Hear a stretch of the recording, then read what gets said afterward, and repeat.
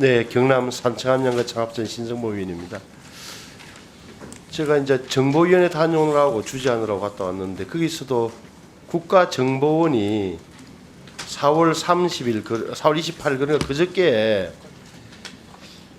정부 전 부처 19개 부처 또 17개 광역지자체 교육청에 국가정보원에서 공문을 내려보냈어요. 이 보면은 그 유심을 다 교체하라. 이렇게 무선 통신망 기반을 하는 영상 신호정 조합, CCTV 하겠죠. 교통 신호 제어, 원격 개척, 유심 교체하고 업무용 휴대폰, 태블릿, 모바일 단말 기계 유심을 교체하라.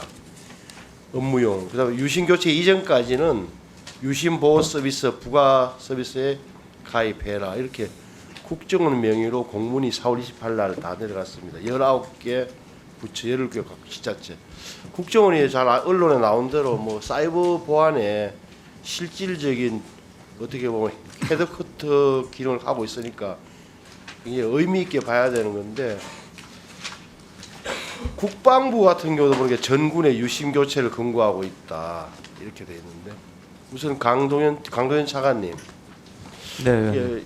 이게 현실적으로 정보에 민감한 군과 정보기관에서 이렇게 교체를 권고하는 이유가 별도로 있는 걸로 보이십니까? 아니면 그냥 우려하는 건데 과도한 겁니까? 일단은 저 안전을 위해서 권고한 상황이고요.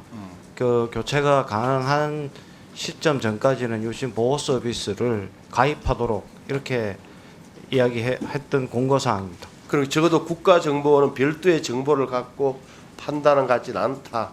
그렇습니다. 여기 이제 유영상 사장님. 예. 어때요? 뭐 똑같은 질문 드릴게요. 그러니까 이게 그냥 국정원의 과도한 우려입니까? 별도 이유가 있는 걸로 보여집니까? 그러니까 그 권고하시는 거는 권고하실 수 있다고 생각하는데 유심 보호 서비스로 일단은 대체 가능하다라고 보고 있는 거고요. 근데 저희가 준비가 되면 다 원하시는 대로 교체를 해드릴 예정입니다. 그리고 이게 가장 중요한 단말기 식별 번호가 유출되지 않았다는 게 이제 결론인데, 그리고 또 말 좀 바꿔보게 함께 같이 유출되지 않는 이유는 뭡니까, 강도현 차관님? 현재 조사는 전혀 다른 서버에 존재하고 있었던 부분이 있습니다. 유영상 사장님 별도 설명을 해보세요. 이렇게 왜 안 나간 게 다행인데 예. 다른 서버에 별도 보관하고 있다는 게 어떻게 저희가 설명해 유출됐다는 것은 이제 HSS 서버라는 거고 거기에는 그 단말기 고유 번호가 없고요. 네, 단말 고유 번호는 다른 서버에 있는데 그 서버를 이제 뭐 저희도 했지만 정부 합동조사에서 같이 해서 봤을 때 그건 유출되지 않았다라고 확인이 된 거죠? 예, 확인됐습니다. 침해 흔적, 유출 흔적 없었습니다.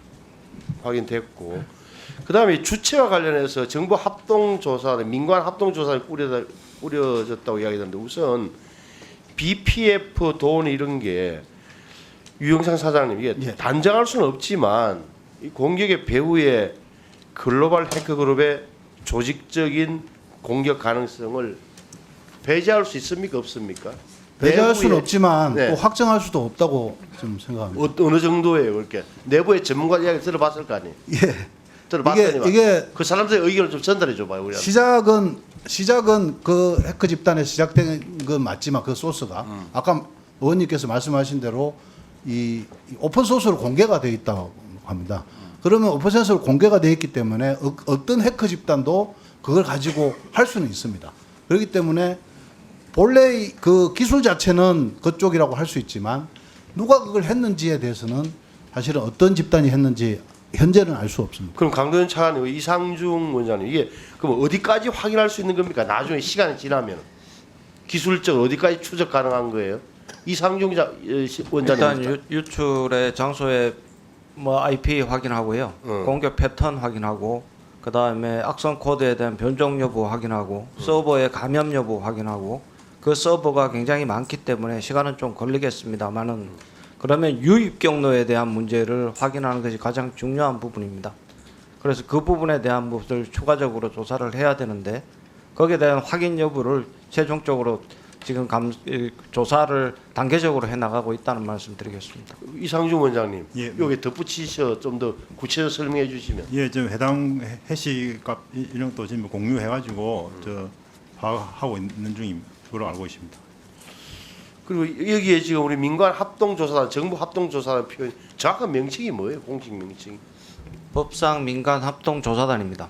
민관. 예, 필요시 민간 우리 정보통신망법에 따라 민관 합동 조사단 여기에 국가정보원은 들어가 있습니까? 없습니다. 국가정보원에서는 요청했는데 SKT에서 거절했다는 게 사실인가요, 유영상 사장님? 아닙니다. 저희 지원하고 있습니다. 별도로. 아니 이게 강차가 설명을 해보세요. 그래서 국정원이 왜 많이 기술도 갖고 있고 볼 텐데 왜 국정원 안 들어가는 이유는 뭐죠? 법상 각자- 그래. 예, 현재 법에 각자 그 역할이 나눠져 있고 현재 망법에 의한 민간 합동 조사단이기 때문에 필요시에 저희의 조사단 자체에는 국정원이 현재 들어올 수 있는 근거가 없기 때문에 그렇습니다. 그렇죠. 법적 근거 없고 예. 또 민간의 SKT라는 조직도 있는데 국정원이 개입할 수 있는 그런 부분이 좀 깔려 있는 거죠. 그죠? 공공적인 패턴에 대한 문제나 내용에 저희가 조사가 되면 공공기관에 공유하고 그다음에 추가적인 피해를 방지하기 위한 노력들은 같이 정보를 공유하고 있습니다만은 현행법상 민간 합동조사단에 국정원의 참여 근거는 없습니다. 지금 조사 진행 속도나 볼 때는 언제쯤 조사 결과가 나올 것 같아요? 예단하기는 주체, 어렵습니다. 피해, 통상 지난번에 LG 조사에 있어서도 한 달 반에서 2달 정도 걸리는 부분이 굉장히 서버가 많은 부분이 있습니다. 그럼에도 불구하고 최대한의 속도를 높이도록 하겠습니다. 그리고 우리 저 김태규 부위원장님, 지난달 3월 19일 날 방통위원회에서 SKT를 이용자 보호 업무 매우 우수 등급을 주셨더라고요. 물론 뭐 이런 돌발 상황이니까 뭐 그렇다 치는 건데 그래도 한번 살펴보겠습니다. 그 부분을 제가 파악을 못했습니다. 한번 살펴보겠습니다. 저 명확히 하고 갑시다. SKT가 기술 지원을 거부한 건 국정원이 아니에요. 국정원은 개입할 수가 없습니다. 민간 영역에. 키사의 기술 지원에 대하여 거절한 겁니다. 맞죠? 예, 맞습니다. 네, 국정원이 SKT에 이 사태 터졌다고 개입하면 안 됩니다. 법적으로. 맞습니다. 맞죠? 예, 네, 말씀드리겠습니다. 이거 명확히 하고 갑니다. 예, 국정원에서 요청이 왔는데 제가 아까 잘못했습니다. 말씀 잘못했는데 처음에는 지원을 대드리려 했는데 이게 안 돼서 합동조사단을 통해서 하시라라고 저희는 말씀을 합동조사단을 통해서도 못합니다. 그거는 저희로서는 예, 그래서 예. 지금 여기서 의미 있는 건 키사의 기술 지원을 SKT가 거부한 이유까지 저희가 밝혀야죠. 그거 답변 준비하십시오. 예.